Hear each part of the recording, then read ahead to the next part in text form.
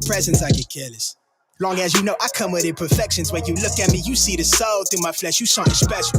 Know you looking bomb, the way you dress it, gone, flex it, hold it still and let my mind digest. You got the leverage, you got the upper handle on the situation. You worthy of a million more of the storms that we weathered. We fight retreating, then fuck, but you trying to kill the cycle. When nobody's stressing that body like me, I know the way you like it. I treat you like a queen, run the castle, you a treasure. Feel like you setting fire to my desire for the pleasure. You a gem, got me blem, let's make amends. Know you can, I'm out here. Trying to control our emotions. If we on the right side of passion, we can share love in the ocean. But if you wanna go insane either way, baby, we could go all night. We could go all night. We could go all night. Do we heal, do we bleed? I'ma follow your lead, but we could go all night.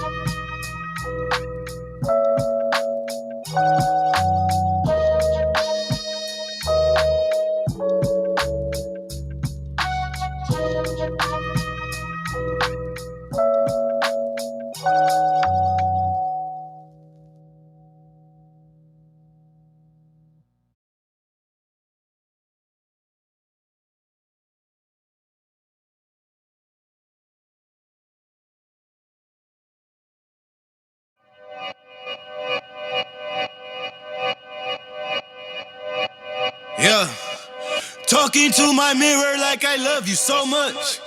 Curving on my critics like I heard you, so what? You can't kill my confidence, I think I'm the man. Tally all the I ever gave on my head. Lately I've been living like I can't take a loss. They ain't wanna help me, that's what made me a boss. You can't kill my confidence, I think I'm the man. We don't give a that's what they don't understand. I'm back again. again like flu season. I broke records while loose leafing. I'm coming down my roof, leaving. Don't give a fuck, I don't care. Did the by my lonesome. No wonder now I'm on one. No shortcuts on that long run. All I really want is my share. Get on my God, I might told him it's nothing. In the discussion, all them feelings I throw all my pain on percussion. It's disgusting. I hear them bragging about that they did, and it do not move me, not in the least. They ain't been dropping no seeds in the soil, but swear that you all my spot at the feast. I've been on go mode, showboat, rowboat, wave ride, cool shot it. All right, good morning, everybody. Welcome back. Welcome back. Welcome back. On today's show, I want to talk about numerous things, including a video that you may or may not have seen. If you haven't seen it, buckle up. I'm going to show it to you within the next couple of minutes of the show. This is the Nathan Ivey Show, where nothing is funnier than the truth. Men are allowed to be men, and sucker MCs get dealt with. Good morning to you. Let me throw my number up on the screen here if you want to give me a call. There's only one maxim. Open your mind before you open your mouth. Other than that, it's all good. Good morning to you. Good morning to you. Good morning to you. How you doing? Hope you're doing well. Somebody writes, I didn't see this. Then again, I don't watch local news. Well, this isn't local to Cincinnati, I must admit. This is a story coming out of Atlanta. A man was in a bar. I'm going to play the video for you. My question for you is he justified? Because I think that all of us, we all believe in stand your ground to some degree, right? Even though we know stand your ground laws, I think, can unfairly target people of color. But generally speaking, as human beings, as God's creatures, as Americans, we feel as if somebody is threatening us, you have a right to defend yourself. You have a right to meet the level at which somebody comes at you. Match their energy. I 100% agree with that. I think that's just the American way. But when I show this video to you, is that what you see? I told this story before. I'll tell it again, that my uncle grew up in a world where, okay, I see you, sis. I see you. My uncle grew up in a world where he said he used to get into fist fights with pistols in his pocket, which is actually like a tongue twister. Fist fights with pistols in your pocket. Say that 15 times before you start your podcast. And he said it was just a different world where they matched energy. You know, they could get into it with another dude or another man or whatever, and it didn't necessarily have to go to gunplay. They would just keep it on the fisticuffs, keep it about the fist. I hear a lot of people saying that the new generation, all this new generation is quick to shoot. They don't want to fight. They can't fight. I've heard all of that. I don't know if it's true or not. To your experience, you have to share with me and tell me what you think. But in this video, I think we're definitely going to have some strong opinions. We'll see. We'll say that in a second. Also, my daughter was asked to go to the homecoming dance. They got a homecoming dance. She's 16 now, and she's like 16 going on 21. At least 2 or 3 times a week, she tells us how much she can't wait to get 18. And I had to tell her the other day, I was like, look, you still live with me. She's like, yeah, when I'm 18, I can do what I want. Not here you can't. Not in my house. Like when you get 18 and go to your house, you can do whatever you want to do, but you can't do whatever you want to do in my house. I had to hit her to the game, y'all. She is 16. They say girls are like that. Girls be ready to roll. Boys be trying to lay around forever. These motherfuckers won't never get a damn apartment. Where is your apartment at? Can anybody relate? Any empty nesters out there? Did you have boys, girls? What was the difference experience? My 16-year-old is ready to go. That's what she think anyway. My wife and I just look at one another like, okay. Uh-huh. You talking all that good shit now? That sound real good. I can't wait till I'm 16. I can do what I want. I can't wait till I get 18. When I get 18, if I hear her say that one more time, when I get 18, I just look at her like, this motherfucker's still gonna be living here. Talking about you when you get 18. I wish it did work like that, but it don't. Thank you for the likes. Thank you for the shares. I appreciate you. I don't understand why everybody doesn't like and share. I really don't. But at least a like. I don't get that, but it seems so easy. You're here anyway, so do your boy a favor. Hit me with that like and that share. So I got a couple things to talk about. Like I said, observations. My wife called me yesterday. She was all like, my chest, it's too much. What happened? Some boy approached our daughter yesterday at school with some flowers, the whole shebang, y'all. The whole shebang bang yesterday.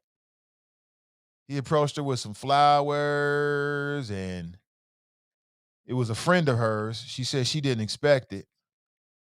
And I could tell she brought the flowers home. She brought some flowers home, y'all. There's some neckwa then gave my daughter. Yeah. And my wife she called me yesterday. What? I'm like, chill, babe. This is normal. This is natural. We created a lovely daughter. We already know this. We talk about it. You know what I'm saying? It's gonna happen. It's the way of the world. Boys are gonna like her. She's gonna like boys. It's gonna happen. My blood pressure. She said, my blood pressure. I'm like, your blood pressure. I'm cracking up because I'm just that. I'm supposed to overreact to it. Like, so what's your problem? I'm just not ready for this. That's my baby, she said. I'm just not ready for this. I'm just not ready for this. It's my baby. I'm cracking up on the phone. She might be hearing it now for the first time. I'm cracking up, like trying to kick the laughter in. I'm cracking up at the wifey. I'm like, that's medium Buddha. You know what I'm saying? So she brought the flowers in, y'all, yesterday. I'm cool as a fan. I'm like, oh, those are nice. Oh, they smell great. Do you like them? Oh, yeah. You should get a vase. Get a vase and put some water in them. Put them in some water. I'm playing it like that because you know how it already is. If you overreact to this kind of stuff, all you're going to do is push them away, push them closer. So, nah. Oh, really? What's he like? Do you like him?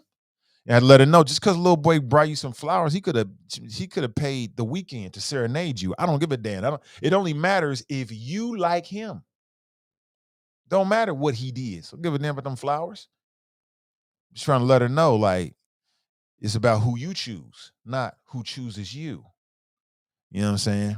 We ain't even talk about it. I'm like, yeah. I told the wifey it's about that time for the talk. Now, she lived with me.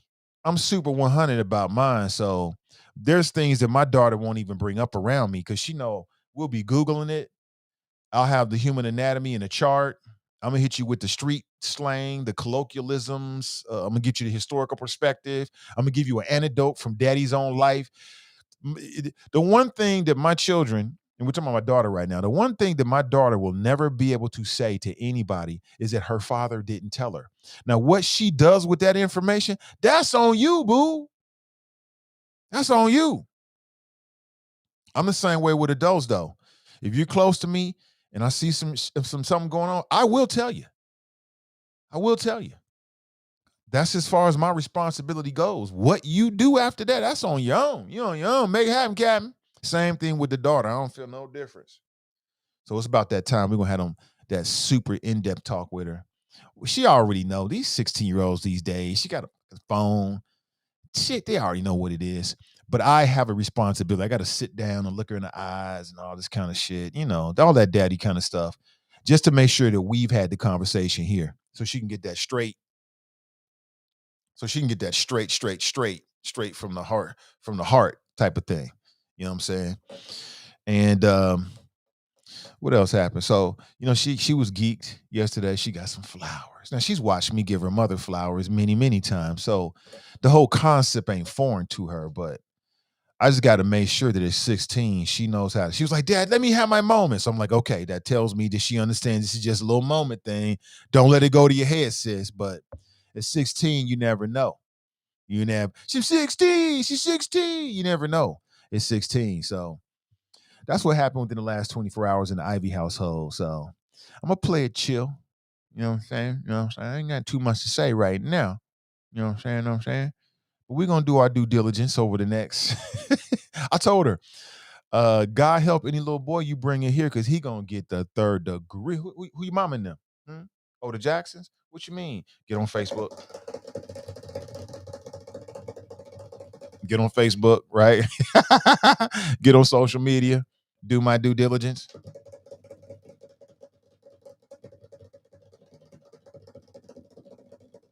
You know what I'm saying? Do whatever I got to do. But I don't want to steal her moment. So she's happy. I'm sure she's so happy going to school today. Apparently, he did it in front of everybody. So, I don't know how she going to take that, y'all. But I'm going to tell you all about it every step of the way because it is hilarious to me. The funniest thing is the wifey's expression. I'm not ready for this. You better get ready. You better get ready, sis. You better get ready. I don't want her to do the things I did. She gonna do everything you did and everything I did. And that's what kids do. They do what their parents did. I'm just that super real dad who already understand human nature and I understand how these things go. And my job ain't to stop her from living life. My job is to prepare her for life. She gonna make her own decisions. Just like I did. My folks try to talk to me. I'm like, yeah, okay, pops. And then I hit the streets. You know what happens at the streets. It's funny they say she for the streets, but they never say he for the streets. It's a lot of he's for the streets right now. It's just all a part of the circle of life. So that's what's going on, man. I can't. You ever mess with the wifey a little bit today? It's just hilarious her reaction to it all. I'm like, hey, it is what it is. You know what I'm saying? Wait till she get 18. Get ready for it, babe. It just come with the territory. You can't stop it. Same thing with my son. It's hilarious. David writes, Nate and his brother going to reenact the Bad Boys 2 boyfriend at the door scene. We might. Brenda writes, tell him, thanks for the flowers, focus on the education. Oh, absolutely. And so that's what I'm trying to gauge. I'm trying to gauge because she on point right now. She was on point last year. She got on point like the year before last. She got on point. Okay. We seen her produce. I'm like, this little experiment is working. Great. COVID, she was on point. So we'll see how this life is nothing more than an experiment, man. I'm a mad scientist. I just sit back and observe, like, really? Interesting. So this is going to be one more observation. So she got to date y'all to the homecoming dance. I don't know what that means. I guess we'll drop her off and then pick her up or something like that. I wonder if she's gonna ask us. I don't know if he drives or not. He's gonna try to pick. How do I feel about him? Nah, we'll see you there, B. We'll see you there. We'll drop you off. I might even have to stay outside the building and chaperone, which I've been known to do before. She went to a dance, like her first dance in high school. I was in the parking lot the whole time. She don't even know it. I was in the parking lot. Her first visit, her first field trip to Kings Island, I was in the parking lot the whole time. She didn't even know. Daddy got to be close. Yeah, I'm one of those. I got some of that in me.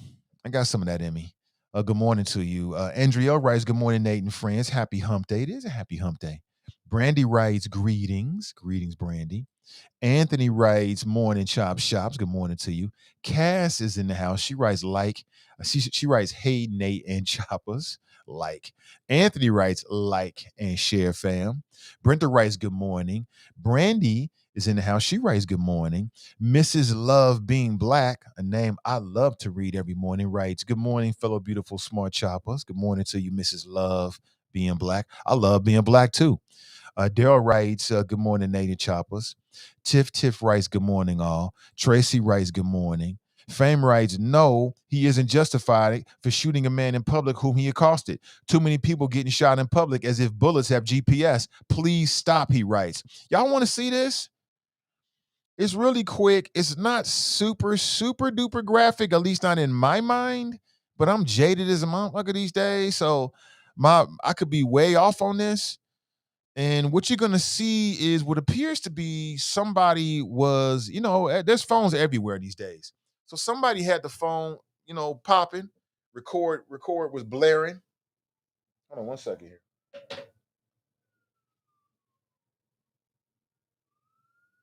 Okay. They're recording the whole damn thing. And you see these two men get into it. Now, the guy with the hat on the left is actually the shooter. The man on the right, well, I'll tell you what happened to him as well as if there were any victims in the bar. This is like your worst nightmare. You go out, you having a good time, You out with your boys, you out with your girls, you out with your family, you out with your coworkers. You just trying to enjoy yourself, right? You getting beer, you getting garlic wings. I miss garlic wings, by the way. You getting garlic wings. The sauce is fantastic. The wedges are popping. Everything is popping. Everything is working. You in a vibe. And then this happens. Check this out. It's not too long. Check this out. And my question for you is, well, two things. I'm going to make a blanket statement. If I'm wrong, if this does not accurately describe you, then please let me know in the comment section. But first, I believe that each and every one of us believes that we have a right to defend ourselves. Each and every one of us have a right to defend ourselves, right? You have a right to defend yourself. You have a right to go home. You have a right to, if somebody's trying to physically assault you or accost you or confront you, and you're trying to mind your own business especially, but you have a right to meet that energy. Don't you agree with that? Okay, so having said that, do you believe that the shooting is justified? That's what I want to know. Real simple. All right, you tell me. Check this out. Let's roll tape. Check this out. A young man, a very young man, celebrating his birthday tonight. He's been in Suno with us since day one, since he's motherfucking open. This gentleman sitting at the bar, Mr. Mars, in his young 80s.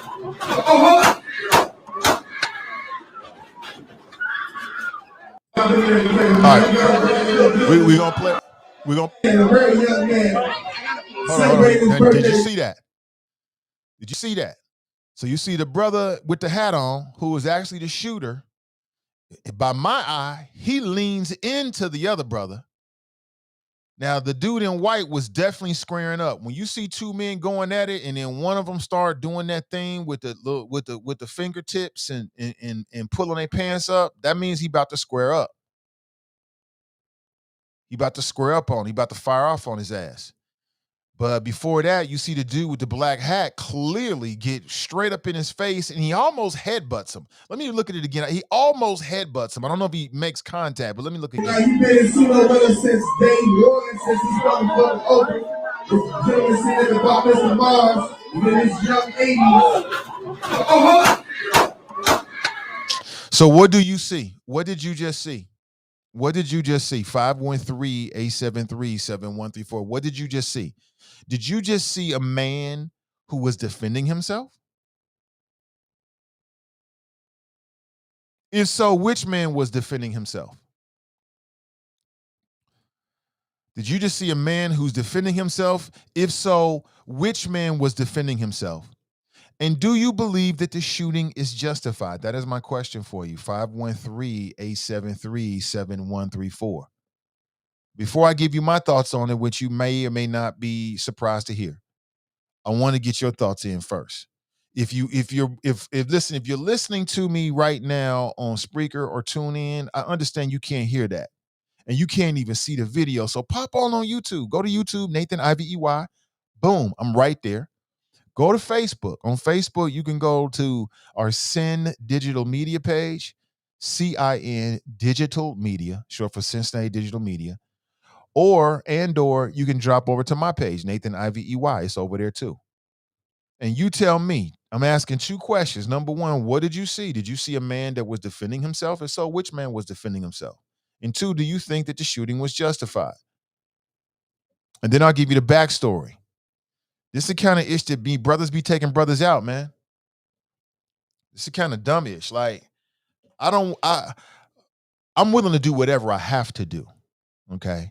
Make no mistake about that. I would regret having to take one of God's creatures out of this world, especially a black person. To be honest with you. I don't want to take that to my maker. I will, but I don't want to. You know what I'm saying? I keep telling y'all, I'm the nicest guy in the world. I'm super nice, man. Mofo, I've been in plenty of situations. Mofos be talking shit. I just walk away. As long as you're not impeding my progress or really a serious threat to me, then I don't treat you like you're a threat. I treat you just like you on some dumb ish and keep it moving. You know what I'm saying? But I believe, like everybody else, that I have a right to meet. If you hit me with some deadly force, I can hit you with some deadly force. I think we all agree with that. But what did you just see? I'm gonna play it one more time. You tell me, what do you see? I mean, do you see an incident of self-defense? If so, who was defending themselves? And do you believe that this shooting is justified? A young man, a very young man, celebrating his birthday tonight. He been in Suno with us since day one, since this motherfucker open. This gentleman sitting at the bar, Mr. Mars, with his young 80s. Yeah, the mood changed real quick. See, that's the kind of stuff to make you want to have a concealed and carry permit and take a weapon everywhere you go, because you don't want to you don't want to be a victim. Listen, you might not even be in the confrontation and end up getting shot. These days, you don't even have to be in the confrontation to end up shot.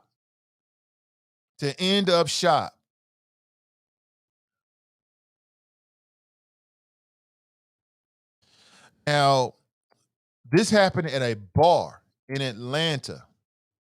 3 people were injured. The entire thing was caught on tape. It was the incident went down at the Pseudo Bar and Grill in Conyers, Georgia. Pseudo is S-U-D-O, pseudo. And apparently people were, streaming. They was on Facebook Live. People do that from the club. Apparently they have security guards. They patted everybody down as they were going into the club. So how did he get a weapon in? Was it a bad pat down, or did he pay him off so he could keep his weapon? Because we know that happens.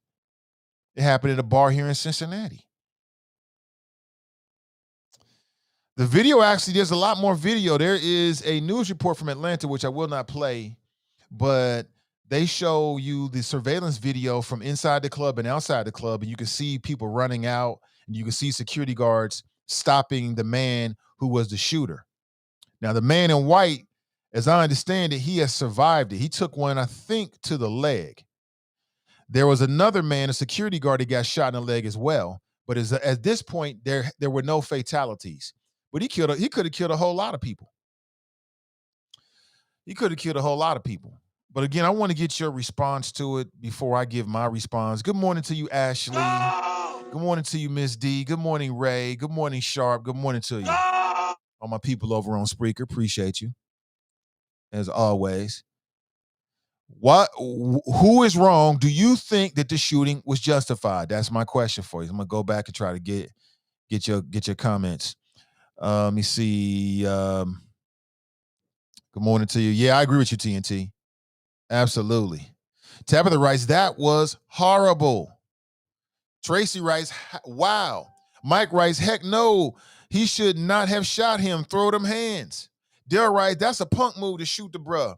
Man in the hat entered his personal zone, then pulled a gun. Dale writes, not justified. Gladys writes, good morning, Nate and the Choppers. What a beautiful day. Good morning to you, Gladys. Tamika writes, I seen dude in the hat was a beer. It was hands up. Only a beer would pull a gun when his hands up. Brenda writes, notice how dude in the black gets up in his face, then back up, assume a position. Then it looks like dude in the black fires a weapon. Brenda writes, so sad. Fame writes, he stepped back and looked away. Dude in the hat let it be known that he was ready to take off. Dude in the black is the aggressor and should face 100 gun-related charges. Mike writes, the guy in the white was defending himself. The other dude is a punk for breaking out a pistol. TNT writes, no, it is not justified. I see a man take the punk route and allow himself to get hit with the full intent to pull his gun and kill. Tabitha writes, those men need to learn how to square up with their fists, respect the fact that other people was in the room, and also to save a life. Jerome writes, good morning, Nate and the Choppers. Dale writes, he entered his personal space, so bruh in the white shirt was justified to swing. But people be packing, so just walk away. Old school rules don't apply anymore. Tracy writes, no, it was not justified. In a bar full of innocent people, anybody in there could have caught the bullet. Don writes, I saw a mutual fight turn into at least felonious assault. Did the victim die? He did not. Tracy writes, a punch is not deadly force. Anthony writes, I can't call it, Nate. I would have to know the backstory, history they might have. Okay. Tabitha writes, I can't watch no more. Joy writes, wow. Stephen writes, the shooting is not justified. It's one of the number one reasons handling a weapon under the influence is a felony. You have every right to defend yourself, but handguns are an impulsive weapons. Something hands. TNT writes, the law requires the same level of threat. Those punches were not equivalent to the need for deadly force, and then he risked the lives of others in the building. Charles writes, it looks like he baited the guy in order to shoot him. Those punches were wild and uncoordinated. It would have been nothing to duck them and scoop dude. They probably have other beef. The cat in the hat was ready. The cat in the hat was ready. One of the long lost, never before seen, and yet to be publicized books from Dr. Seuss, right? The cat in the hat was ready. Dr. Seuss meets Elmore Leonard, right? Boy, that's hilarious. That's hilarious for people to get it. Glenn writes, this is exactly why I keep my ass at home. Is that why? Brenda writes, the altercation wasn't unnecessary to ruin my hot fries, which are now cold because of some petty nonsense. I never got my margaritas. Sheesh. But hopefully no one was hurt. She's thinking about some food, right? That's hilarious. Good morning to you, Sean. Sean's in the house. Good morning to you. Come on in. Roy writes, good morning, everybody. What's up, Roy? What's up? Charles writes, not justified. Roy writes, I believe Georgia has a stand your ground law. If that's the case, he's justified. No to the other injuries may be a problem. That's right. This is a Georgia. So stand your ground is. But see, the thing about it is, I don't know, not every man is built to carry a weapon. Not every man is built to carry a weapon. A handgun, should I say. Or some kind of firearm. No, not every man is built, not every person is built to carry a firearm, because some people are so weak, they so soft-centered that when they get that in their pocket, it's like they would do things that they wouldn't normally do. What I found about myself is I'm the exact opposite. It makes me even more conscious. You know what I'm saying? Because that's the last thing I really want to do. Right? You know what I'm saying? But some people, it's like, it's worse than liquid courage. What I saw in there was some weak ass man shit. I'm gonna be honest with you. How you gonna push up in dude's face, provoke the altercation, throw no hands? He ain't throw no punches whatsoever. You just eating punches, and then you gonna pull a pistol. It's just the weakest shit ever to me, quite honestly. Does it take a certain heart to be able to pull a pistol in public and pull the trigger? Yeah, it do. It do. It does. It takes a certain heart for that. But my thing is, if you ready, what I don't understand about the mentality is that if you're ready to shoot and kill a man, why are you not ready to put them paws on him? I don't get that. You just eating punches, ding, ding, ding, ding. He should have been knocked out. You do got 3 great shots at his cranium and couldn't down him. He missing the mark. But dude just biting punch. He just eating punches. And the whole time he just pulling straight for his weapon. That's just some weak-ish to me.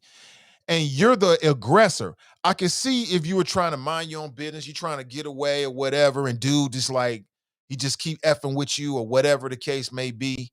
I can see that. But it's the first thing you doing, homie? It just seemed against another black man. I just don't see it. I don't. To me, if it's not worth you putting paws on him, then how could it be worth you killing him on some levels? I don't get it. And some of these guys, though, when they carry weapons, they get paranoid. Everybody got a weapon because they got a weapon. So I got to shoot you first because you might shoot me. I don't know if you got a weapon, but you don't know if I got a weapon, and I got a weapon. So I'm assuming that you got a weapon. Tabitha writes, men need to learn how to hash it out again. Bring back the old ways of just fighting. You mean some men. It's plenty of men out here that know how to hash it out and to just put them paws up first. But these days, you never know what you're dealing with. So it's best to not put the paws up at all. My advice is that if you got to put your hands on another man, you got to lay him down. You got to lay him completely down. You got to make sure he is completely out. Because if you leave an opening and he has a pistol, he's going to shoot you. That's what happened with the dude in Georgia. He's at the gas station. As he walked away, some white dude came up and was talking with his pregnant girlfriend. His son was in the car, talking all slick and greasy. And because they had parked in a handicapped parking place, remember that? Dude comes walking back outside. He immediately confronts the white dude, and he swings on him and knocks him down. And then dude doesn't even get up. He reached straight for the pistol and shoots him from the ground. And then he wanted to claim stand your ground and shot and killed that man. The dude stumbles back into the convenience store and dies on the freaking convenience store floor with his son right there. Who wants to die on the convenience store floor? I know I don't. And what's the moral of the story? The moral of the story is that in the new millennium, if you are provoked to put your hands on somebody, you have to lay their ass completely out. You got to lay them out. When you walk away from them, they got to be completely out. Because if you just putting your hands on somebody ain't enough. You never know what they might do. I'm just telling you what I'm digging from. You might take something different from it. You know what I'm saying? If you get provoked to that position, you got to go all the way. It's all or nothing. You know what I'm saying? Because if you just knock him down, he liable to get up and put fire in your ass. That's what I get from it. And if you're gonna throw blows, then make sure you hit your target. Sean writes, was the guy killed? No, he was not. Brenda, he was just injured. Brenda writes, punk ass dude with the black hat. I would agree with that. Nakia writes, good morning, all. Regina writes, he had that plan. He has every intention on shooting him. What I just thought was interesting is this man swinging on you, you don't swing back at all. Not even like a little, no kind of punch, nothing. So it could have been like, do something so I can shoot you. Could have been like that. It's people like that. You know.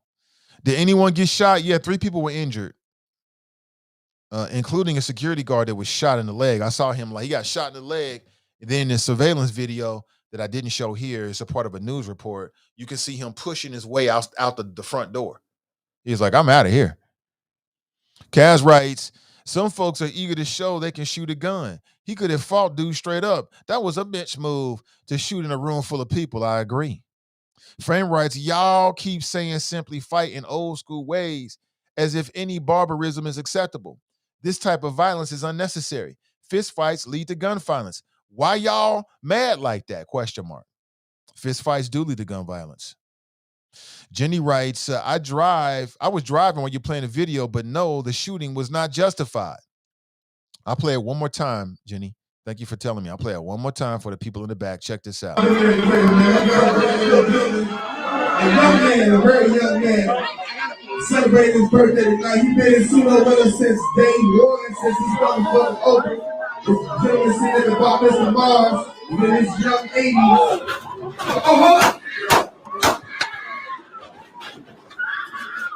I mean, he got no swings whatsoever. I'm like, that was you wanted to shoot him. That was your intention from jump. Sean writes, most dudes can't fight. Daryl writes, everyone with any street awareness knows you step in the personal radius, you will get punched. Guy did that to provoke, to justify shooting. It appears that way. Tabitha writes, be ready to go to jail. I'm always ready to go to jail, Tabitha. Mike writes, ain't no backstory. One dude threw hands, the other dude pulled a pistol. Jada writes, we don't know the full story. Or maybe there was a threat made verbally. For some reason, I don't feel he should have shot him. Then again, it's ATL where people stay strapped. Yeah, would it make a difference? Would it make a difference? Oh, man. Okay, that's sad. Would it make a difference if there was a threat? If the dude in the white was like, you know what, man, don't make me take care of your ass or whatever. Maybe he said, I'm gonna cap your ass. Let me say some shit like that. Would that change it? Could. Yeah, I think so. TNT, right? If a mother man tell you gonna shoot you, don't you take that seriously? I would take it seriously. TNT writes, and if he didn't die, his quality of life is probably over. Dale writes, yeah, that was some weak nigwa-ish. Speaking of weak nigwa-ish, I want to show you what, hold on, Siri. This is a picture, and the caption of this picture is, if what's wrong with with the black community was a person. I'm gonna show you this picture right here. If you've been watching Big Brother, you know what I'm talking about already. The caption to this picture is, if what's wrong with Big Brother was a person. Check this out. Y'all watching Big Brother? Y'all should be watching Big Brother, man, because the black folks with the Cookout Alliance has been running things. They've been run straight straight from Wakanda. They're getting rid of all the colonizers one by one. It's historic in Big Brother and really all reality television. You watching history.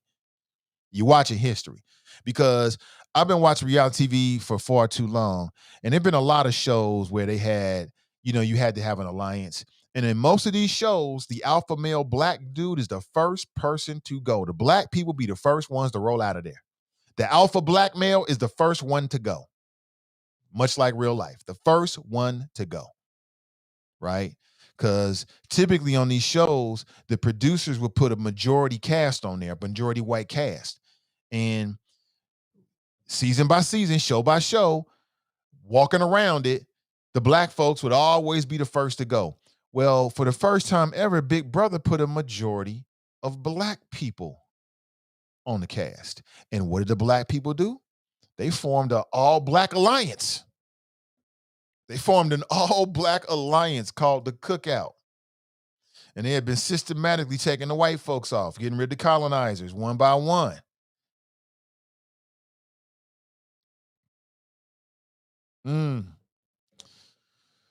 Yeah, it is. And it's just it's been very, very interesting.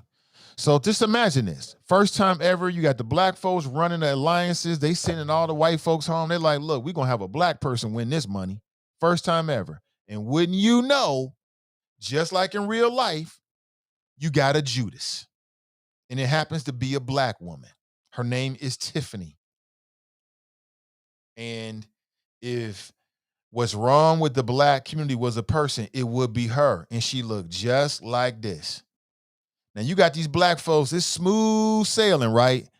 And then this sister is running her own game. She want to work with the colonizers. And my wife and I was like, damn, if this ain't commentary about the real freaking world.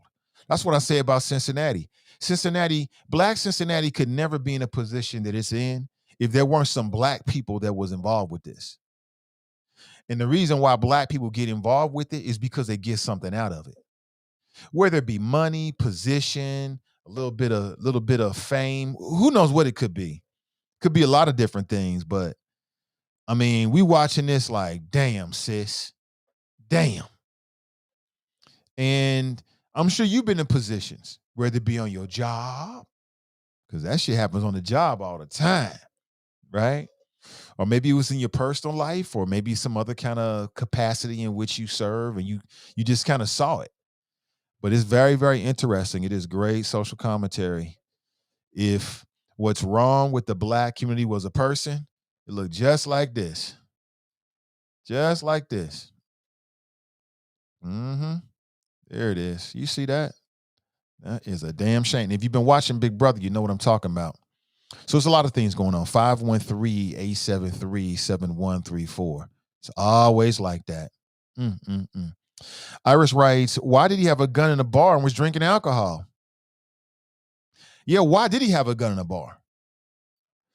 Well, some of these moves out here, man, they got ops. They done been talking slick and greasy, super crispy, extra crispy, and then when that heat get back on them, they don't know what to do, so they want to defend themselves with a weapon. I understand it on some levels. Shauna writes, no justification. IU ain't the drama. Dude in the black should have had jumped in dude's face, and you had a gun in the bar. Illegal, absolutely.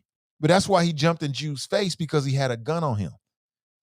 Anthony writes, if I know you, that neighborhood cat known to pack and quick to pull, I would try to get off on you first. That's why I asked if they have history.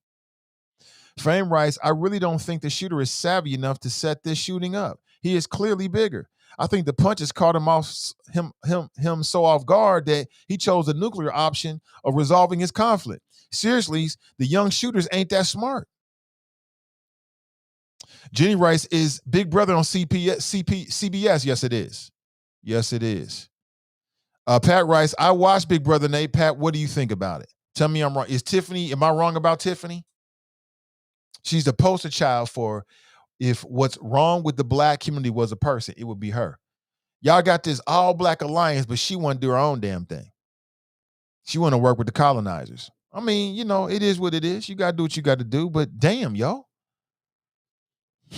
I say that in jest. When I say colonizers, I mean that affectionately.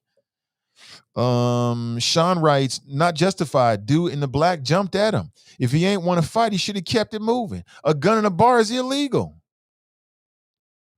Tabitha writes, okay, then I got to watch Big Brother. When and what channel? I can't tell you when because my daughter and my wife, they tape it and I just watch it when they watch it. Honestly, they got me into it this year because I had plugged out. I'm like, man, I ain't got time for this. I don't want to watch this nonsense. But when they told me what was going on, I'm like, shit, that sounds interesting. I think I might want to check that out. Ronald writes, the alpha black male is the biggest threat. Absolutely. Regina writes, yeah, because pink people are intimidated by black men. Some are. Not all. Some are. Kevin writes, good moan choppers, back to the grind. Churning out fortune. Let's get these black dollars. I like that. Tamika writes, there are some of us that are ready. If we as a people can unite those that are ready, it can be done. However, what will we do with those that are not ready and can't see our vision?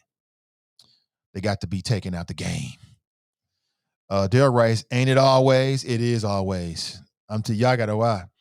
Charles writes, Tiffany is Candace, right? They got them a Candace Owens up in there in the cookout. Jada writes, it's always a Sambo kissing up the massa. Yes, it is. Yes, it is. There's a drop in every bunch. I knew that was going to happen. Ronald writes, the cookout is a more profound label than black folks or the black community. By changing the name, you change the culture. Okay. Tiffany and Drop can go somewhere. Pat writes, you are correct, Nate. Anthony writes, not illegal in Ohio to be in an establishment that serves alcohol. Darlene writes, Nate, the men are doing the same thing. Tiff just started sooner. It's only going to be 2 left. I wonder, will Big Brother put more blacks next season? Darlene, I said the same. I thought the same thing and the wife and I were talking about it. See, the real test will be because they put so many black folks on one season. See, we're going to learn a lot about CBS and the producers of this show next season. Because what they do next season will give us an idea about how they feel about this season. So will they go and get the same amount of black people on there? I don't see how they can't. Hold on. Matter of fact, there's some controversy around it. It's really interesting. Very interesting. Because I read an article in which some of the, let's say, non-white fans of the show are not happy. It was in the LA Times. A Big Brother alliance. Well, I don't want this. No, I don't want this. I don't want that. A Big Brother alliance could make history, but not everyone is thrilled. Not everybody's thrilled about it. So some people are calling the Cookout Alliance racist, and we know who those people would be. I just think from a cultural standpoint, it's interesting. I think it's very, very interesting because whether it be all these little reality shows, none of which I really care that much about, it's just something to watch. But when you get that intersection of reality and race and class and social issues, I'll become more interested. I'll be honest with you. And so that's what happened with this particular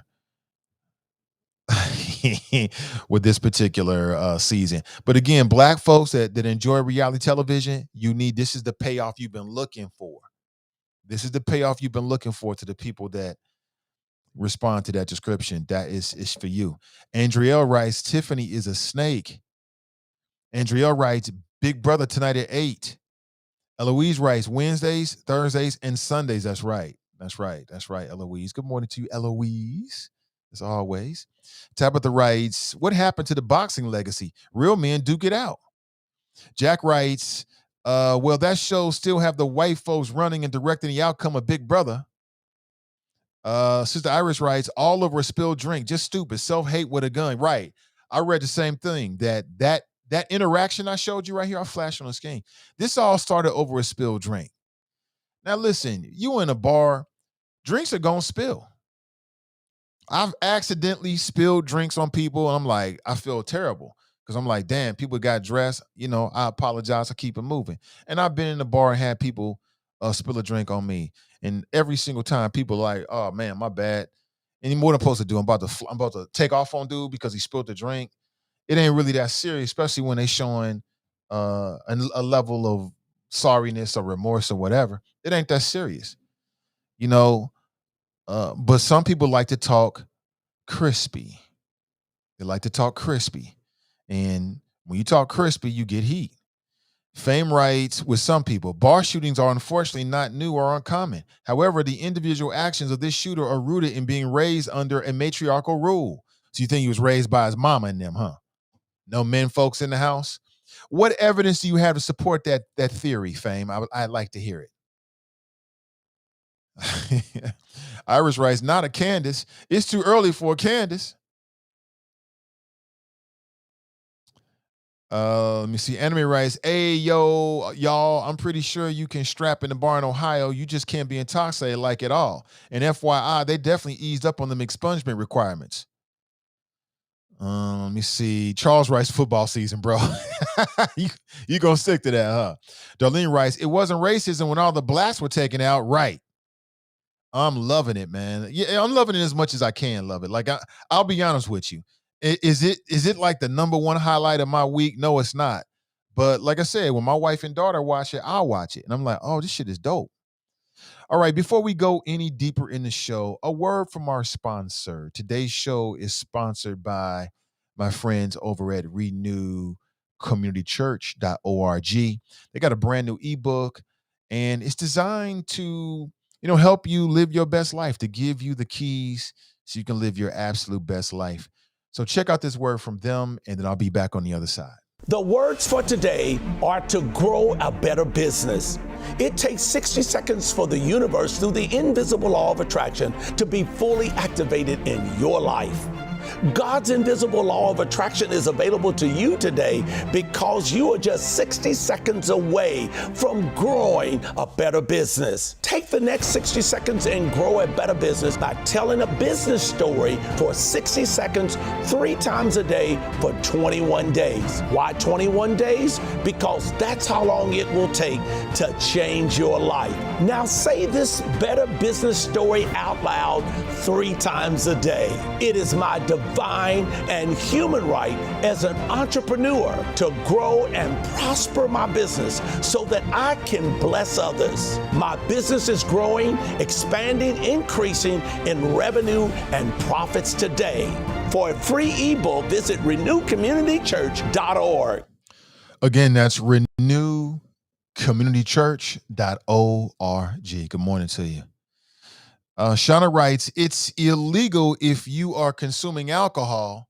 I've never been in a bar where there isn't a no weapon sign, which makes it illegal. Consuming alcohol and carrying a firearm is illegal.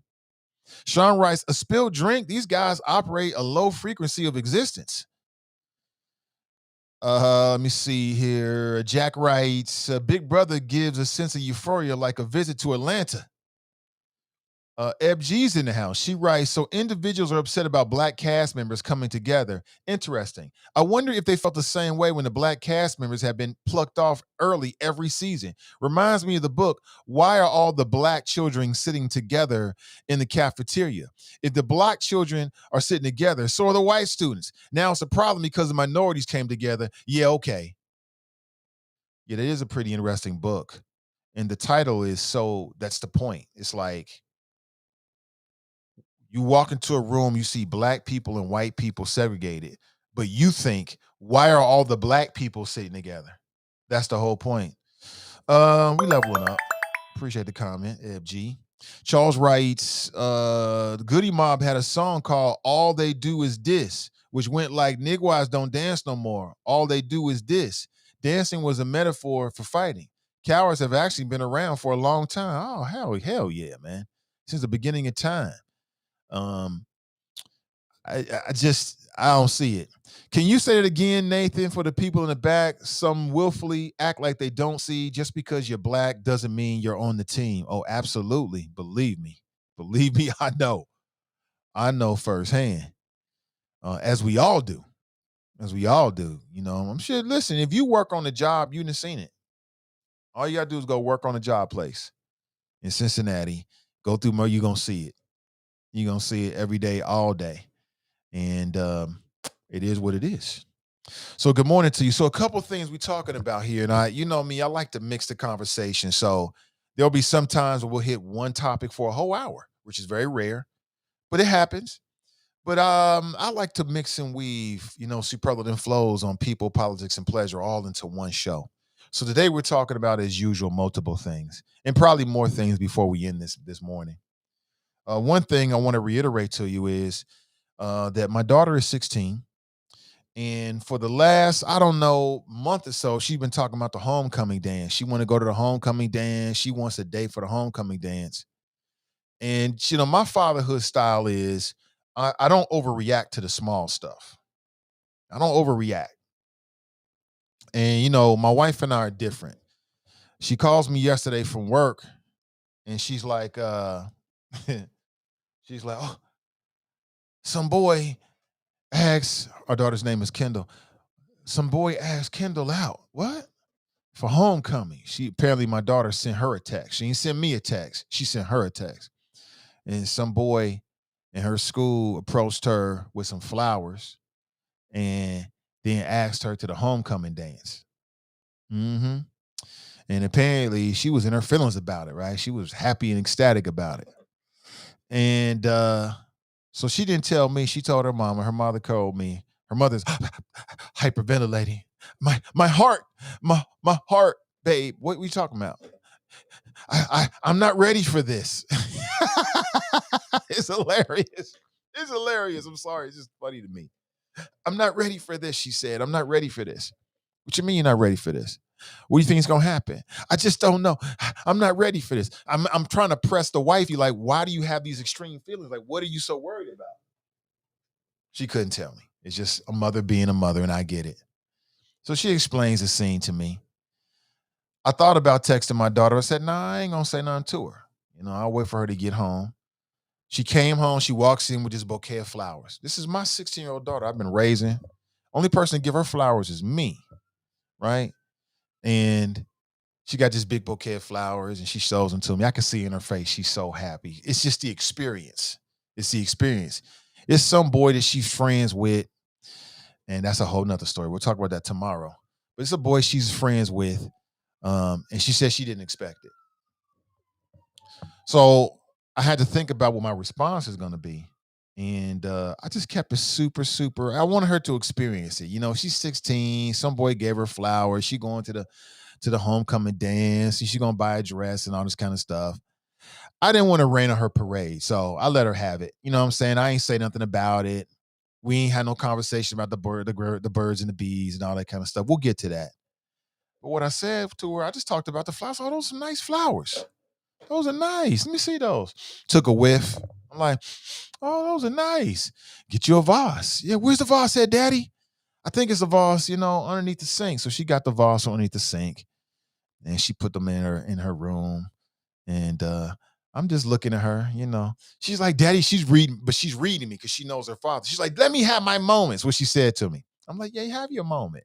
Have your moment. But, how would you handle that? So how did you handle it? I'm sure people that are empty nesters and you got 16, 17, 18-year-olds, you already dealt with all of this. It's interesting, but I'm not surprised. I mean, my daughter is beautiful, and she's my daughter. She's smart and she's strong. So she's super interesting. So I keep telling the wifey, I'm like, look, you need to just let it go, girl. I mean, sis, it's a wrap. Because kids do everything their parents did.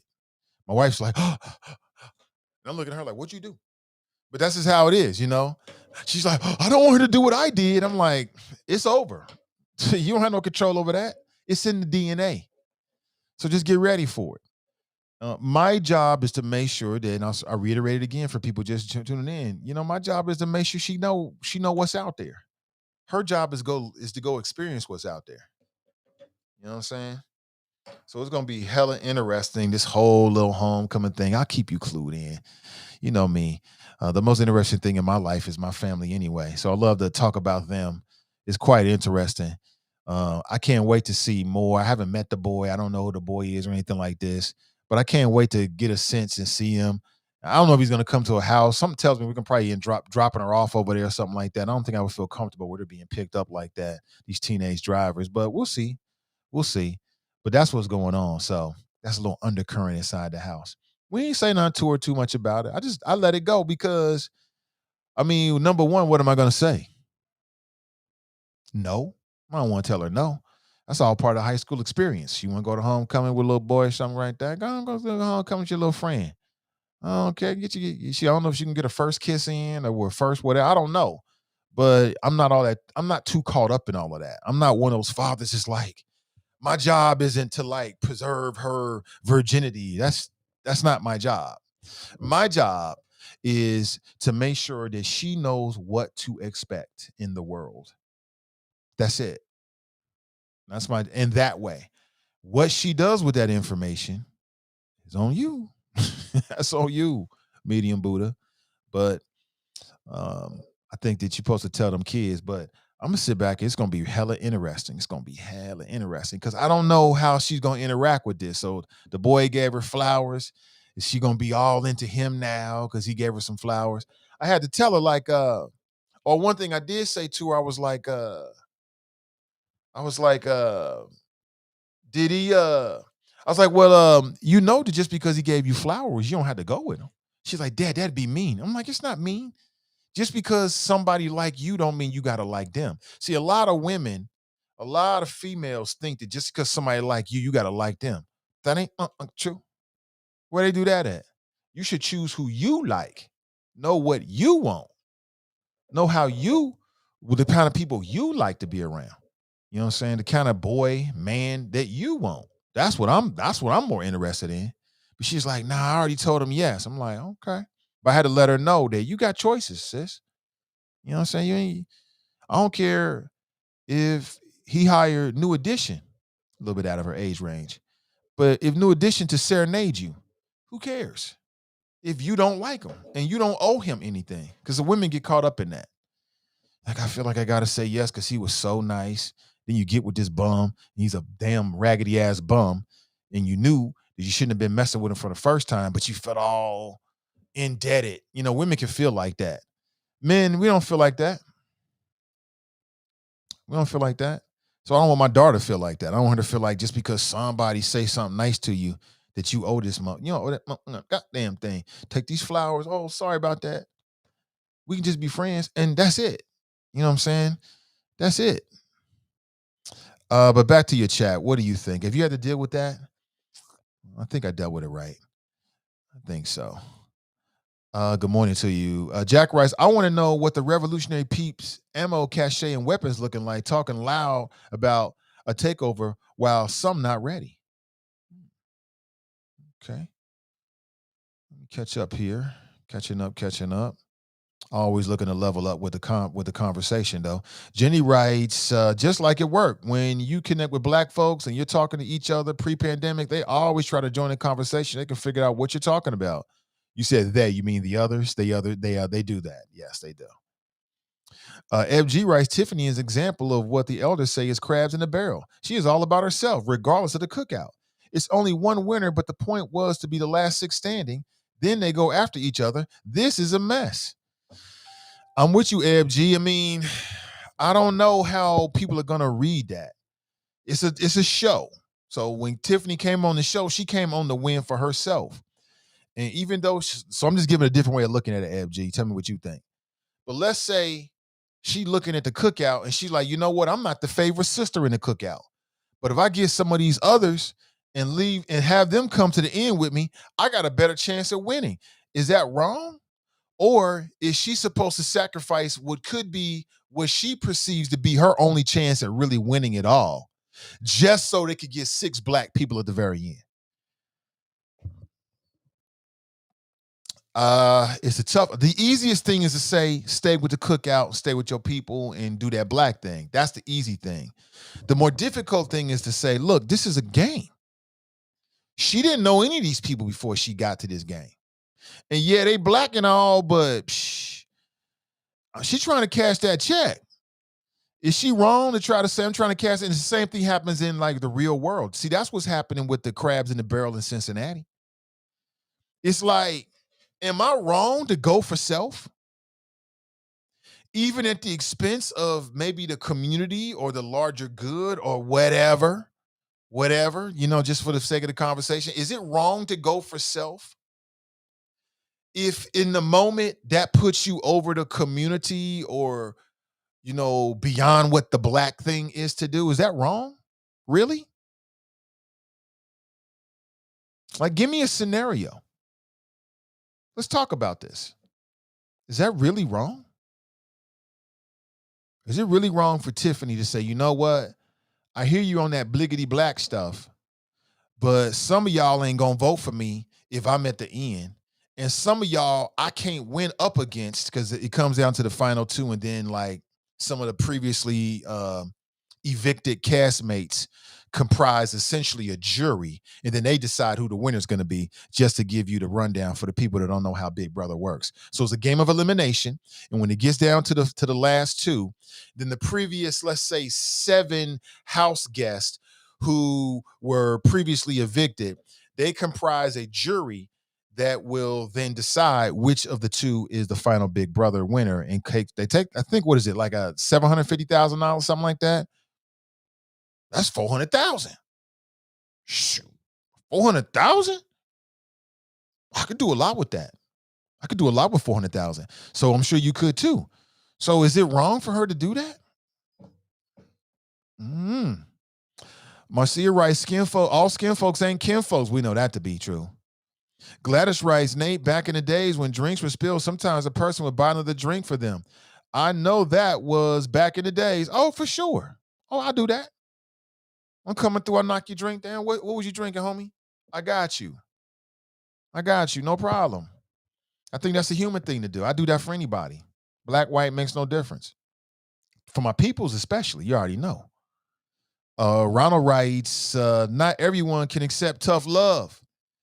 Carmelita's in the house. She writes, good morning, Nana Chappers. Happy hump day. Fame writes, Nathan, your daughter learned a very important lesson at 16. Females have no heterosexual male friends. They all just lurking, sitting, waiting on the opportunity to pounce. This boy pretended to be just a friend all the time, salivating. I mean, something about the way you said salivating that as our father just stung me a little bit, I must admit. But you're absolutely right about this. Yeah, most females are surrounded. I mean, that's what what's the brother's name? Steve Harvey said. Most of y'all women think y'all got male friends. They all want to sleep with you. If you said, come on over here with a bottle, bring some condoms, and bring your ass on over here, they'd be over there in a second. But most women don't want to believe that. They want to believe, I've got platonic friends. I think it's some women that want to think that. And I'm not saying there aren't some scenarios in which a man can be strictly platonic and not have those thoughts and not act on those impulses. And for me, it's, work related, and you making money. Money trumps, something like that. It trumps it. It can. Other than that, we went over this. Thank you for reminding us, Fame, because women need to be reminded this. He's just my friend. He's just a dude that ain't slept with you yet. And he's waiting for an opportunity. Remember, I challenged the women. I was like, look, go to some of your platonic friends and just play with them and say, you know what? You ever thought about me and you doing anything? They'd be like, yeah, I did. Let me temper it. Really? You wild. They type something slick. Let me see. My daughter's freshman year, she had 5 guys ask her to homecoming. Homecoming. We took a cruise that year, so she couldn't go. And last year was COVID, so I'm not sure how we'll handle it when she gets asked this year. Nat writes, handle it how you feel best, Nate. You've been doing a great job getting her to this point. Not sure how we got here, actually. Get to know the boy and put the fear of God in him. Anime writes, I've been instilled the rule no boyfriends or girlfriends till 16. My daughter had her first date a couple weeks ago. I can't lie. I wanted to raise the age to 17, but she got to go out here eventually, right? I think we had a similar rule. I don't think this is a boyfriend situation, but we'll see what it turns into. Listen, little boy shot a shot. He shot his shot, and it worked. So we'll see how it goes. I don't know. You know what I'm saying? It's males and females. Anime writes, I thought about it. I would definitely let my boys hang out there at 16, no problem. I know they're nowhere near as mature as their sisters, so got to be realistic. Pamela writes, as a freshman, my daughter was asked to prom from a junior boy at Purcell. We knew of him because they went to the same Catholic grade school. Let's just say the dress was lavender. So y'all in the same boat. Y'all know what I'm talking about now. We having a shared experience right now, collectively and individually. Okay, great to know that. But again, to me, it's so funny. So in your scenario, is one of the parents like more like paranoid about it than the other? Because my wife is way more paranoid about my daughter and boys than I am, and I'm like, it makes me look at her like, what the hell you been? What was your experience? You know what I'm saying? I don't ask her. Some questions you just don't want to know. I don't ask. But I'm like, what's the be all in my feelings about? I knew this day was gonna come. You know what I'm saying? We make my wife and I together make spectacular products. My son and my daughter, they're spectacular. Yeah, some other humans gonna find them attractive. It is what it is. Oh man. Good morning to you. Good morning. Tanika writes, I'm cringing listening to this, Nate. I ain't ready. Oh, that's funny because your daughter is younger and you cringing. There's no reason. See, that's part of the reason why I felt as if it was my testimony to share this. There's no reason. I think women generally feel, I don't know, tell me, men or women, Cash writes, was Mrs. Ivey was throwing that ass back, Nate? I don't know what that woman was doing. I have no idea. Tanika writes, she said she was cringing, huh? See, I just find it interesting. So we have a friend of ours, close personal friend, single black female, and she gets really cringy about her son. She might be listening, but she gets really cringy about her son in this nature. And I'm wondering if that's just a female thing. Are men just more calm about this kind of stuff than men are? I'm sorry, than women are. Are men just more calm about it? Because I don't see no problems. Like I've known since the day my daughter was born, is that sexuality is an eventuality. Sexuality is an eventuality. It is what it is. We human. My daughter's gonna be human. She gonna be attracted to boys, or it looks like she's attracted to boys. You never can't tell these days, but right now it looks like she's attracted to boys. Right? Cool. Like I told you, I want my kids to be like me. I want them to marry black people and be heterosexual. That's what I want. But what they end up being, I'm going to accept them no matter what, as long as it's not on some dumb shit. But it makes no difference who you bring home, really, at the end of the day. And of course, I prefer straight from Wakanda, but that's up to them. Long as they good people, it's all good. Don't bring no dumb stuff to the family. It's all good. When you come to the cookout, you come correct. It's all good. Come on in here with the love. We need more love in this world. But it's just so interesting how my daughter is just. Tracy writes, wait till your kids say I'm not coming home.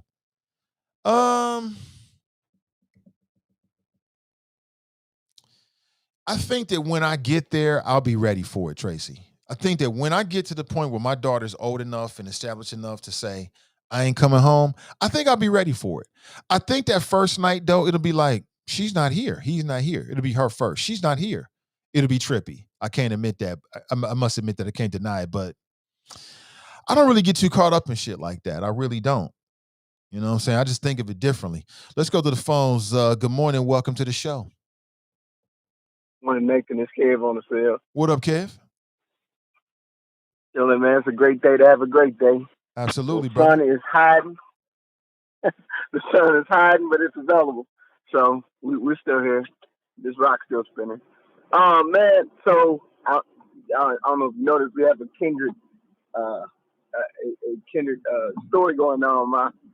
My baby is turning of that age as well, and she was kind of not available last year to do any of this stuff. Thank God. Just to tell the truth. But I'm like you, man. I think I've already had these conversations with my baby. I know who I was when I was younger, so I basically already told her, and hey, there's cats out there you got to be careful about. And I don't freak with that mama, man. Woo wee. It's what you mean? And then look, life is gonna happen. Girls are going to become, young ladies are going to become, young women are going to become women, right? So I mean, that's just kind of, it's the thing that I'm concerned about, though. I am concerned about this, that I have taught my daughter not to take no junk off nobody. You know what I mean? So I'm worried that some dude might actually, get a little bit too aggressive, and he might lose a hand, and that'll be on him. But yeah, I'm in the same boat, man. That the gunshot thing. I just want to go back to that real quickly.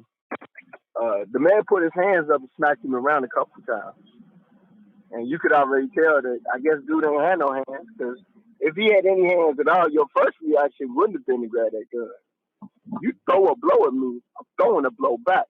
Now I might, if I got something potentially that could happen, I don't know. I don't carry a weapon with me. I keep my weapon at home. But the reflex should have automatically had you at least try to throw a blow. And I ain't see that man not raise his hand, not at all. Is it just me, bro, or did you see him swing back at all? So you know what I'm saying? Like, just on regular reflex, like this, just cause a blow come your way, I was always taught you're gonna take one anyway. You gotta at least throw one back. I ain't see him throw not a punch. So either he was like you said, he was planning to go for that gun all along, or, and I think it's more this, he's just a punk. He was born punk. You can't, you can't milk punk out of you. If you're a punk, you just gonna be a punk. That's how it is. You know what I'm saying? And for the people out there that are saying we shouldn't be encouraging violence of any kind, okay, I feel that in a certain kind of way, but I encourage everybody to defend yourself. If somebody throw a blow at you, throw a blow back. Now, throwing a bullet back, that's different. That's different. I remember back in the day, I got jumped by these dudes, and the cat was standing. It's five of them. It's one of me, and dudes talking about what you gonna do. I'm like, man, I'm not finna do nothing. But if one of y'all throw a blow, we going. That's all there is to it. You know what I mean? Because it's stupid for me to initiate this, but I'm not gonna sit here and just get pounded on. That ain't gonna happen. I wish we could get, and I don't know that, because I know that growing up, I remember that there was always punks. There's always dudes that couldn't fight. There's always dudes that could fight but didn't want to. Because I know a couple dudes, few dudes, that they had hands. But, that bullet was easy, so that's where they went. Now, most of them are in jail or dead. But, I don't know. Maybe we should start teaching self-defense classes in kindergarten. That might be a way to make it happen the way it should. I ain't got much of a flow today, Nate. We're getting closer and closer to that date. Remember, I'm going to keep saying this. And for the people out there like, oh yeah, he's new, blah blah blah, and all that other stuff. I don't really care as long as you go vote. It really don't matter to me. I don't care if you're mad at me or what. But again, October the 4th is the cutoff. Make sure that you're registered. October the 5th starts early voting. Take 3 people to the polls with you. You know what I'm saying? If you got a car or whatever, hey, take one person if you got a motorcycle. I don't care. But we need to make sure that we show up at the election because there are they said there are 400 laws that are being pushed to suppress the vote. 400. So if they got 400, I mean, there's only 50 states. That's 8 per state. And some of the states aren't dealing with this madness. So, just keep your hand on the swivel and look out for one another. Make sure you make it to the polls. That's all I got, Nate. Be blessed. Stay safe, bro.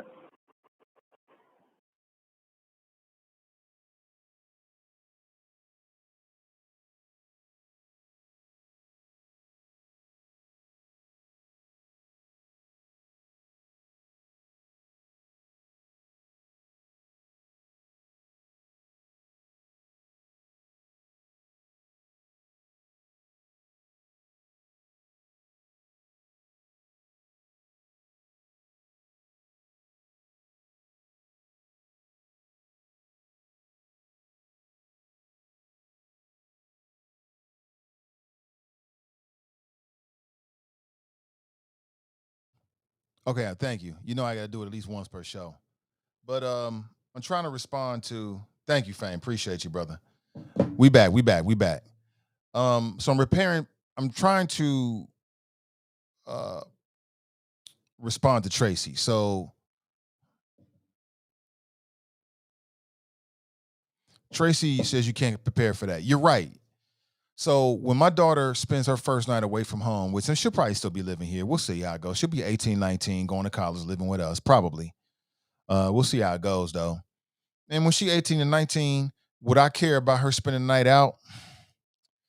I mean, no. I mean, she grown at that point. I think I don't know. I'm just kind of spitballing here. I haven't really thought too much about it. But my concern would be her safety. I'll be more concerned about her making sure she's in a safe space rather than what she might be doing. I mean, she get 18, I ain't gonna give a damn about if she's having sex or if she got a boyfriend. That'll be the furthest thing from my mind. I'll be more on some just making sure she staying focused to her goals. You know what I'm saying? I'm gonna stay on her that way, but what she does, she does. Keem writes, Trumps are rallying in their insurrections gear due to Robert E. Lee's statue coming down. The Trumpsters stay out there about something, man. Maurice writes, as a man, I have had to check a few young guys. Years ago, when my daughter was younger, one of my daughters said she wished I would have given her the game. I told her, I'm giving you something more valuable than the game. Playing the game caused me to hurt a lot of hearts. We talking about the game of men and women? TNT writes, I have a teenage boy and he is kind and handsome young man. I got over the hump with his sexuality. He likes girls. Thank Black Jesus. Even though I love him unconditionally, all I got worried about is showing him how to be a perfect gentleman with the ladies. Okay, I feel you. So you're on the other side. I'll have a teenage boy soon, in about 10 years. So he'll be in the same place. And then we'll get a chance to experience it from a different perspective. As I said, God has blessed me more than any man ever really deserves, quite honestly. So life is super good. Trust me. Seems you got to worry about your sons too. They're bringing home a baby, just not with the big belly and the jelly. Fatherhood. Ronald writes, master your flesh or it will control you. And that is very true, Ronald. Very true. Tabitha writes, good idea. Teach defense early and go to vote. Gun safety and fire defense is available right now. Both need to be taught. Worst caller on the podcast. You never have a flow. Everything at your mouth is always long-winded. The F, man. Your opinions ain't interesting. Come on. Dale writes, Nate, the problem is these youngins can't take an ass whooping in defeat. Those are the most valuable moments in life and build character. I was muted time. That's right, Jason. It's muted time, brother. That's right. At least once per show. At least once per show. Sister V writes, I can't hear. TNT writes, and shielding off the Beckys with the good hair. I would just hope he found a young lady like his mom. Although it's his choice and he has a right to be happy, but if he came home with another race, I would wonder what did I do not to love and prefer a black woman. You know what? I feel you completely, TNT. I feel you 100%. And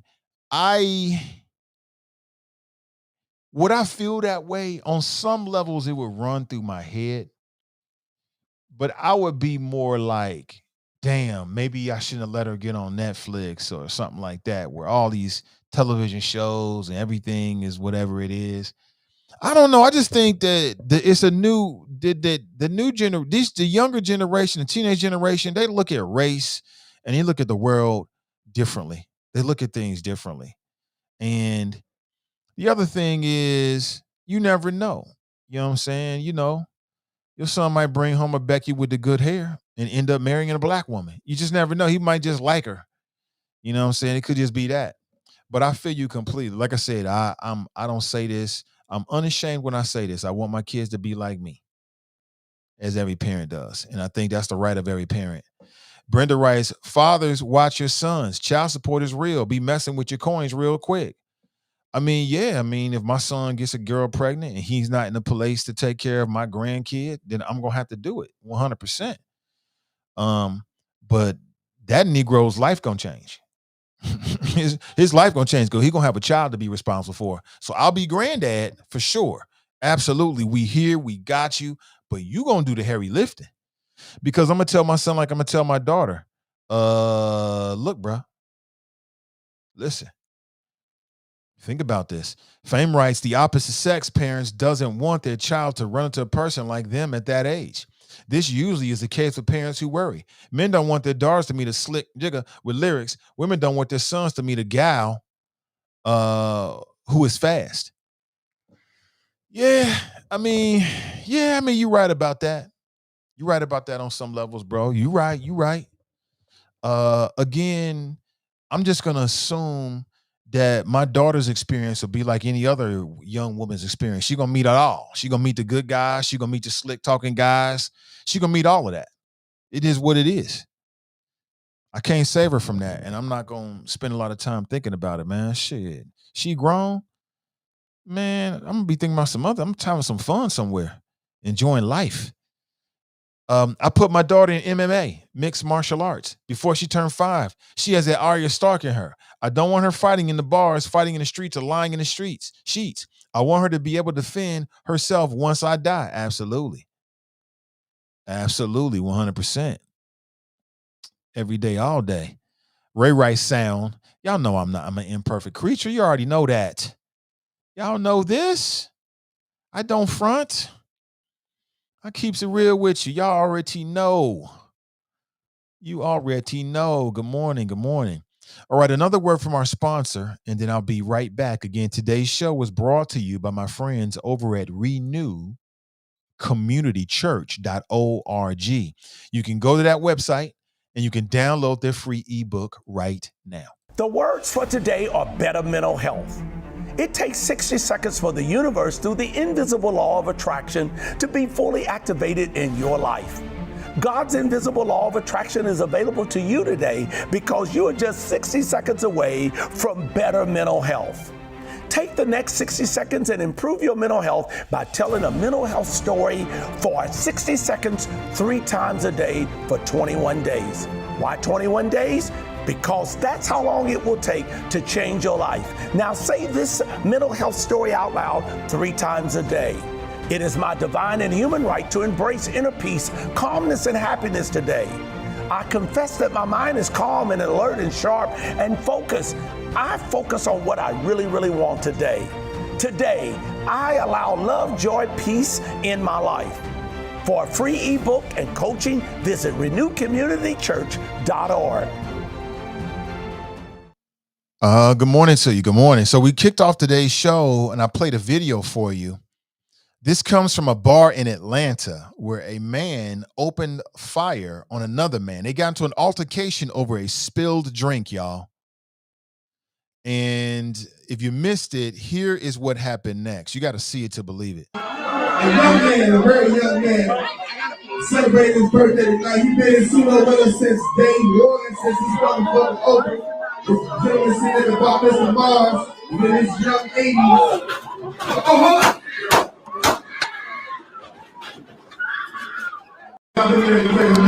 Now, he only fired 3 shots. I mean, I guess that's called responsible these days. Irresponsible would have been like 16 shots or rounds. He only fired 3 rounds. So, do you think, what did you see there? Did you see somebody standing their ground? What did you see? Did you see a justification for pulling a firearm and pulling the trigger? What did you see exactly? I'd like to know.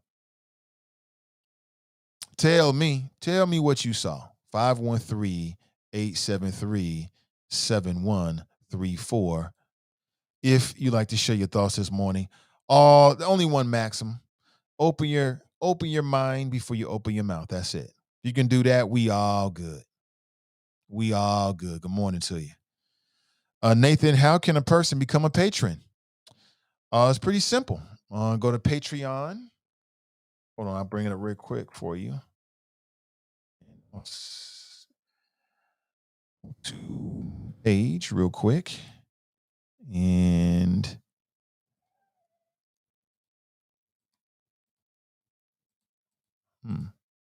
hold on 1 second here.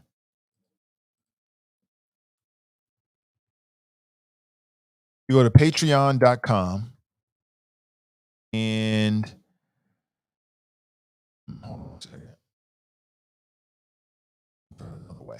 You go to patreon.com/Nathan Ivey Show. Patreon.com/Nathan Ivey Show. And you can check it out right there. Let me see here. There it is. Okay. So you can also go to my website, nathanivey.com, and you can see a link right there. So since you asked, I can post a link for you. Boom, I just posted a link right there. And I appreciate you asking. Yeah, I mean, it allows me to do what I'm doing on some levels. I mean, it takes care of some bills that are directly associated with the show, which allows me to do other things. So I really want to grow it into to make it much bigger. Because Patreon is really, for creative folks, man, it really is creating a revenue source that allows people to keep on creating and do what they do. It's almost like OnlyFans. So it's kind of like OnlyFans. Sister V writes, you got to love Charlie Winburn. You do. I mean, one thing you got to say is he supports Black-owned businesses. That's one of the reasons why he supports his platform. Appreciate it. Appreciate it. Good morning to you. You got to support those that people give you a lot of lip sync. They'll talk, but where they put them dollars at is what really matters. Let me see. Kevin on the cell writes, I saw a Nigwa who looked weak as F. Every time I watch it, it makes me madder.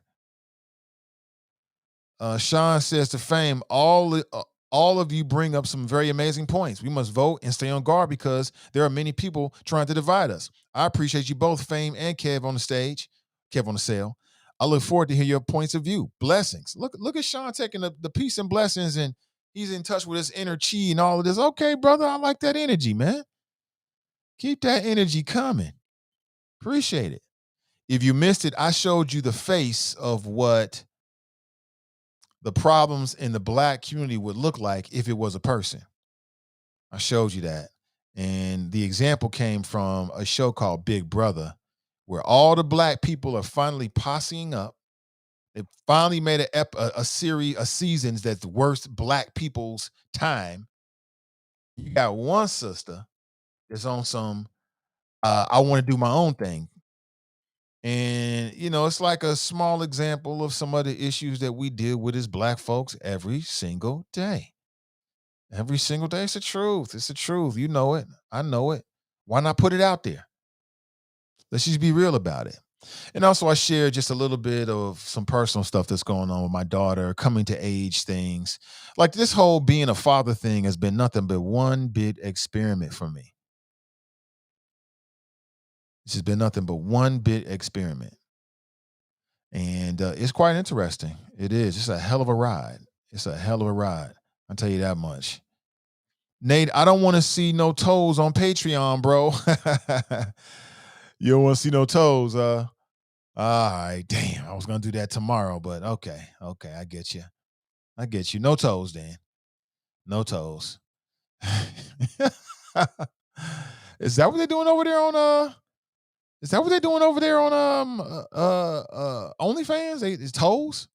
Like I said, I don't know. I mean, I'm aware of the site, obviously, and I've been to the site, obviously, can't lie and say nothing like that. But I'm wondering, I won't ask you that because you probably won't tell me, so I won't even put it out there. But I just know that people making money off of it. And I noticed because Midday Juice asked Ashley, which is moves to Wednesdays. Today is Wednesday. They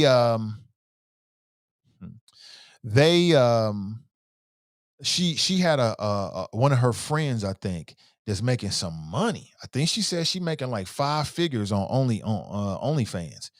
And the sister's got, I'm not sure if she's in Cincinnati. I don't think she was in Cincinnati. I think she's based somewhere else. I want to say Atlanta.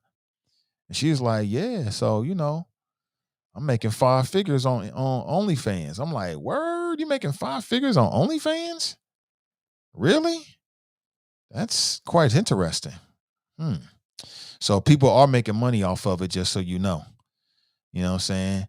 If I was a woman and I had good feet or something, man, I would have me up a little feet site, polish your toes, and there's men out there that'll pay for you to, like, I don't know what they do. You don't know if you like bouncing a soccer ball or something. I don't know what the feet fetish thing is. I don't have that particular fetish. So I don't really know what those people really like to do. Rub your feet, something like that. Is that what they do? Or to paint your toenails or something like that. Clip your toenails. Oh, now mail me the clippings for an extra 50. I'll pay you $50 for your toenail clippings. I think that's part of it. I don't know. But shit, why not? I meant to say Kev on the cell, right? He said Kev on stage. That's somebody else. That's a whole different person, but I get it. Listen, before I roll out of here, I want to double check and see what's popping. There was a couple of other things that hit my radar screen within the last 24 hours that I can bring them up later. We don't have to talk about them right now. Just want to remind you that tomorrow, of course, is going to be the first NAACP's town hall meeting, town hall forum. It's going to be over the judicial races. You got 3 judicial candidates. Should be very, very interesting. Of course, I don't do any endorsements. I did get a chance to powwow with Elizabeth Ty, which I thought was quite interesting. Hold on. We getting a call from TNT. Good morning. Welcome to the show. Good morning, Nathan. How you doing? I'm doing great. Awesome. I wanted to catch you before the show ended. I was just debating if I was going to even share this, but last year, I swear, I almost got shot at some, engagement party where my relative's girlfriend, she was having a birthday party. I don't know where it really was, like somewhere in Ross, Ohio, which it looks like Detroit. There's a lot of poor white people, but there's a small little section somewhere where it's just kind of like the hood. I don't know what this place was. I ain't never been there before. But again, I'm up here trying to support my cousin and his girlfriend's birthday. And it wasn't just me, it's my daughter, it's my other relatives. We all just kind of linked up and we there. And at a certain point, everybody good, chilling and stuff. And then you just see this crowd of people, like rushing out. That to me was an alarm, like, okay, it's time to go. Now, normally I would just leave on my own, but I had my daughter there. I had my family there. So I'm up here like looking for my people, you know what I mean? And trying to find everybody. And we like looking for this family member, looking for that family member. And by the time I get outside, the very altercation of what everybody was like running from, I'm like right there with it. Like the person was somebody at the top of the steps. I'm walking down the steps, but I could see these two. The person at the bottom of the steps was arguing with the person at the top of the steps. I walk, run down. I see my daughter, and I'm like, push her, like, let's go. And I mean, I couldn't even get 2 steps out before I heard pop, pop, pop.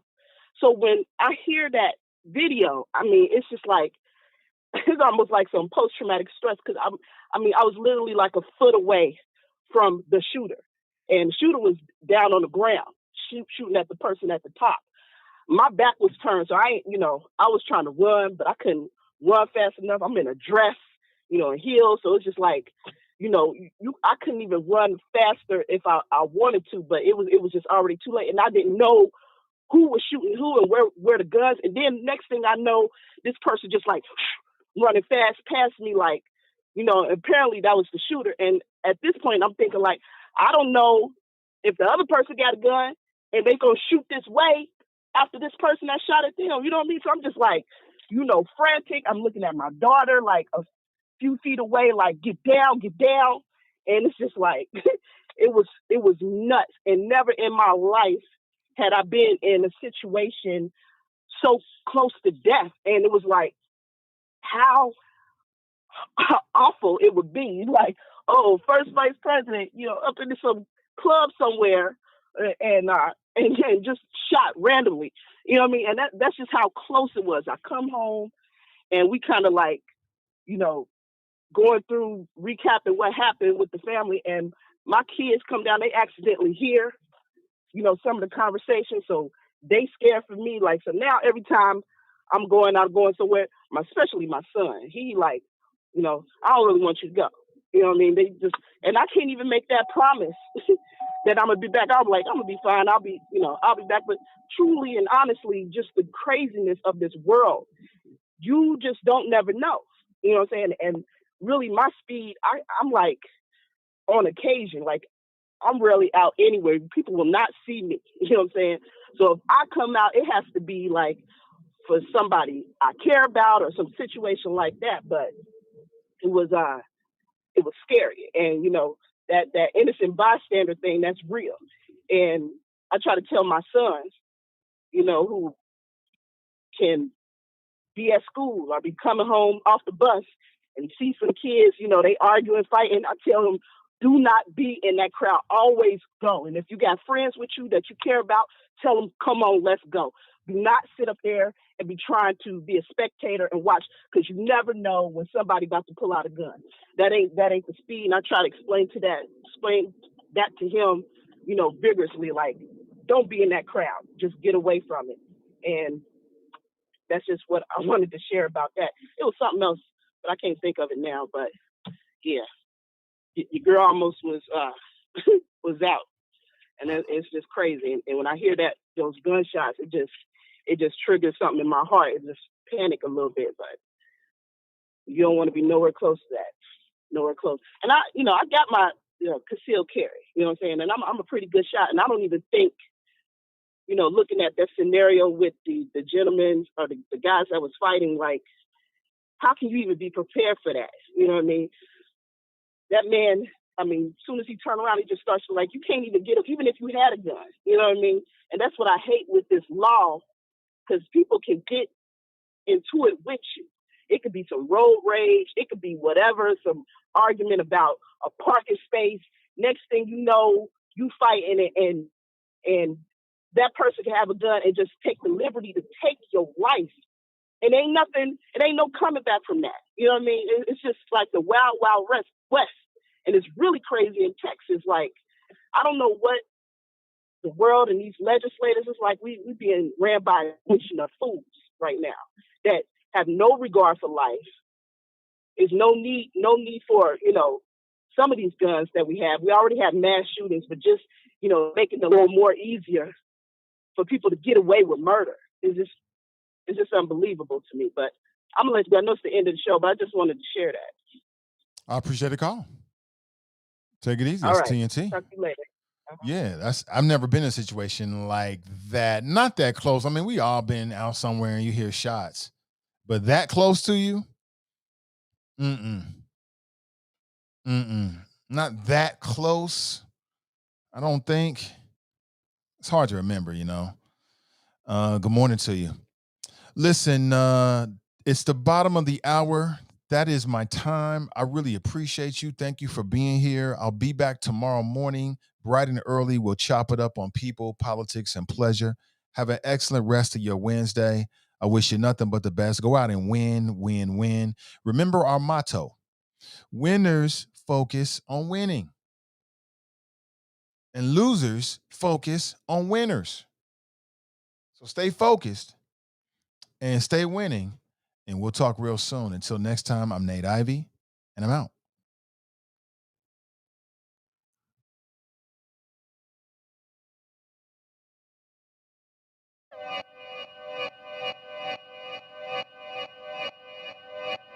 Yeah. Talking to my mirror like I love you so much. Curving on my critics like I heard you, so what? You can't kill my confidence, I think I'm the man. Tally all the I ever gave on my head. Lately I've been living like I can't take a loss. They ain't wanna help me, that's what made me a boss. You can't kill my confidence, I think I'm the man. We don't give a that's what they don't understand. Back again like flu season, I broke records while loose leaf, and I'm coming down my roof leaving.